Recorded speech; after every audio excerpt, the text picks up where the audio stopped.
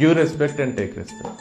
నువ్వు రెస్పెక్ట్ ఇయ్యంది నీకు రెస్పెక్ట్ రాదు. మన లైఫ్లో కూడా కొందరు ఉంటారు, వాళ్ళు మీకు అసలు రెస్పెక్ట్ ఇయ్యరు, ఇన్సల్టింగ్గా హ్యూమిలియేటింగ్గా మాట్లాడుతుంటారు, కానీ వాళ్ళు రెస్పెక్ట్ ఎక్స్పెక్ట్ చేస్తుంటారు. వాళ్ళని మనం హైగానే చూసుకోవాలి, హైలైట్గానే చూసుకోవాలి, వాళ్ళని ఇక్కడ పెట్టుకోవాలి. ఎట్లా కుదురుతుంది?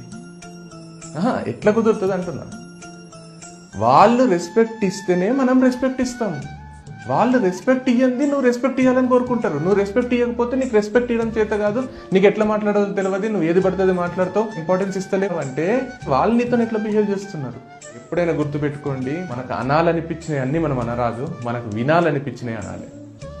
అంటే మనకు ఏది వింటే బాగా అనిపిస్తుందో అవే మన అవతలకి అనాలి, వాళ్ళకు కూడా బాగా అనిపిస్తుంది. సో అర్థం చేసుకో, ఎప్పుడైనా లైఫ్లో give respect and take respect.